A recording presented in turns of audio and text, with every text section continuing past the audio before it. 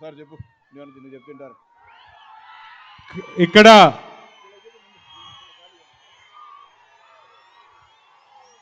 మీరు దయచేసి అర్థం చేసుకొని మీడియా వాళ్ళని వాళ్ళ పని వాళ్ళు చేయనిస్తే దయచేసి వాళ్ళు కొంచెం ప్లేస్ ఇచ్చి వెనక్కి పోవాల్సిందిగా కోరుకుంటున్నా. ఇక్కడ ఉన్న కార్యకర్తలందరూ దయచేసి కొంచెం ముందరికి రావాల్సిందిగా కోరుకుంటున్నాను. ఇక్కడ అందరు పైన ఎక్కినారు.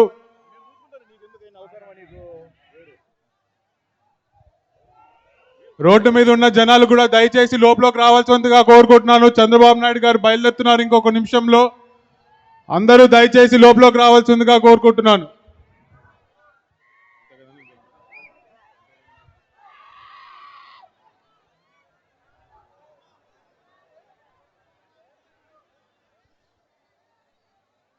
యువ నాయకులు భూమా విఖ్యాత్ రెడ్డి గారిని ప్రసంగించవలసిందిగా ఆహ్వానిస్తాను.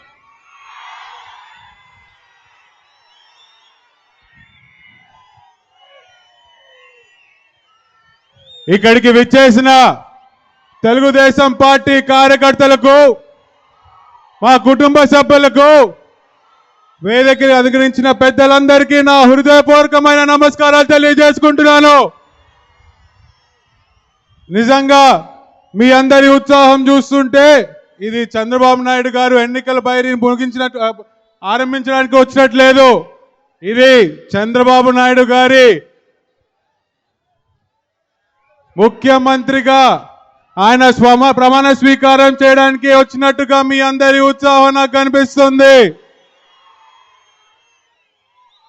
ఇంకెన్నో రోజులు లేదు, 2 నెలలు. ఈరోజు నిజంగా ముఖ్యంగా నేను యువత గురించి మాట్లాడదాం అనుకుంటున్నాను.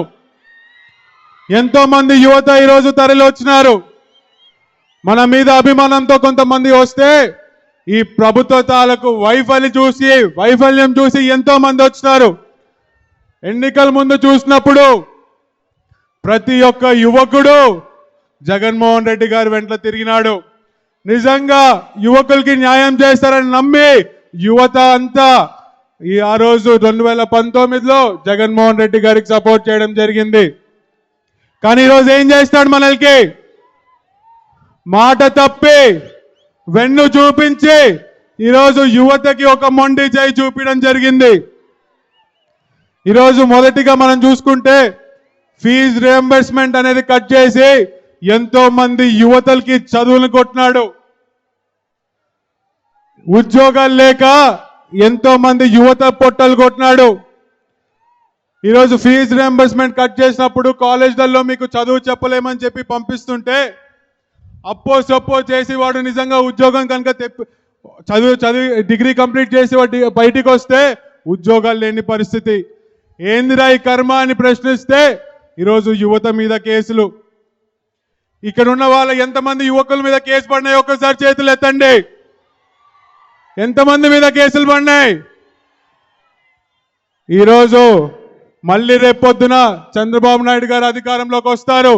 ఖచ్చితంగా పడిన ప్రతి అక్రమ కేసుకి ఖచ్చితంగా చంద్రబాబు నాయుడు గారు జవాబు చెప్తారని కూడా తెలియజేసుకుంటున్నాను. ఈరోజు గంజాయి ఎక్కడ చూసినా ఉద్యోగాలు ఇలేదేమో కానీ, చదువు ఇలేదేమో కానీ, గంజాయి మాత్రం ఖచ్చితంగా ప్రతి ఊరికి ఎప్పటికప్పుడు సప్లై అవుతుంది. అవునా కాదా? అవునా కాదా? ఈరోజు యువత మీద కేసులు అన్నప్పుడు నాకు ఒకటి గుర్తొస్తుంది.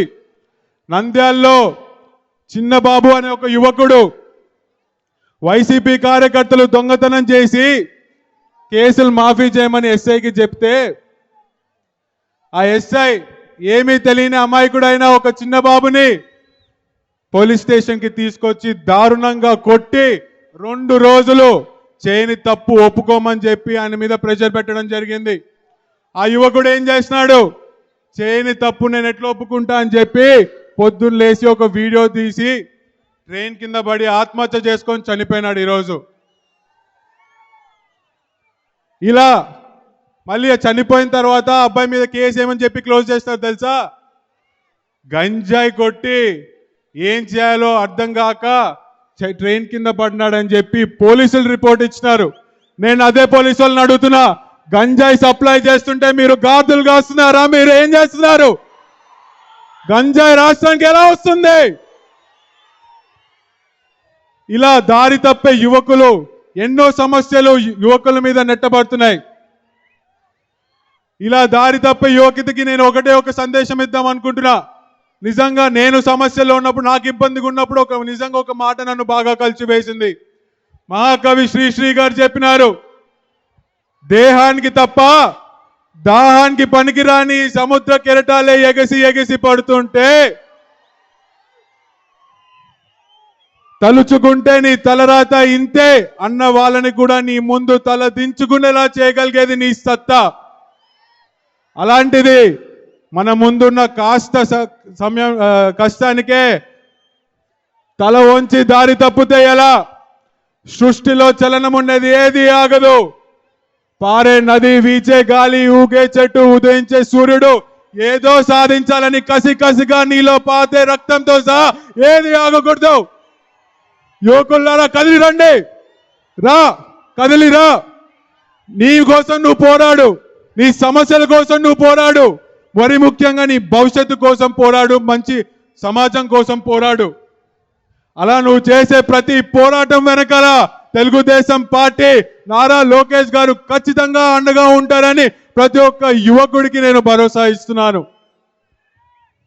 ఈరోజు మీ అందరికీ తెలుసు, శోభా నాగిరెడ్డి మరి భూమా నాగిరెడ్డి గారు తెలుగుదేశం పార్టీకి ఎంత కమిటెడ్ గా పనిచేశారో మీ అందరికీ తెలుసు.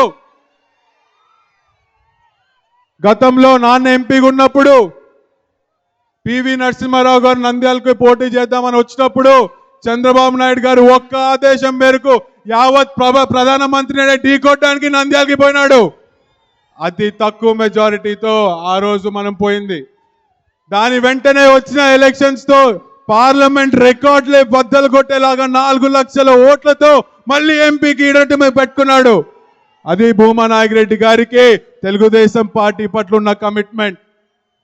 మరి నా తల్లి శోభా నాగిరెడ్డి గారు తెలుగుదేశం పార్టీలో మొదటి మహిళా ఆర్టీసీ చైర్మన్ గా పనిచేశారు. మరి అప్పుడే మీ అందరికీ తెలుసు, దివంగత నేత పరిటాల రవి గారి మీద దాడి జరిగినప్పుడు అమ్మ కూడా పక్కనే ఉండింది. కానీ ఏ రోజు బెదరలేదు. అక్కడ ఉన్నప్పుడు కూడా ఎప్పటికప్పుడు చంద్రబాబు నాయుడు గారికి సమాచారం ఇస్తూ ధైర్యంగా ముందరికెళ్ళింది తప్ప ఎప్పుడు వెనక్కెళ్ళలేదు. తెలుగుదేశం పార్టీ కోసం మా నాన్న ఆఖరి నిమిషాల్లో కూడా ఏ విధంగా కమిటెడ్ గా పనిచేశారో మేము అందరము చూసాము. నేను ఖచ్చితంగా చంద్రబాబు నాయుడు గారికి ఖచ్చితంగా మాటిస్తున్నా, ఏ విధంగా అయితే భూమా నాగిరెడ్డి, శోభా నాగిరెడ్డి పనిచేశారో నేను అక్క మళ్ళీ మరో భూమా నాగిరెడ్డి, మరో శోభా నాగిరెడ్డి అయ్యి తెలుగుదేశం పార్టీ కోసం కమిటెడ్ గా పనిచేస్తామని చెప్పి సభాముఖంగా తెలియజేసుకుంటూ నాకు ఈ అవకాశం ఇచ్చిన పెద్దలకి ధన్యవాదాలు. పాండ్యం నియోజకవర్గ తెలుగుదేశం పార్టీ బాధ్యురాలు, మాజీ శాసనసభ్యురాలు శ్రీమతి గౌరవ చరితమ్మ గారిని మాట్లాడవలసిందిగా ఆహ్వానిస్తాను.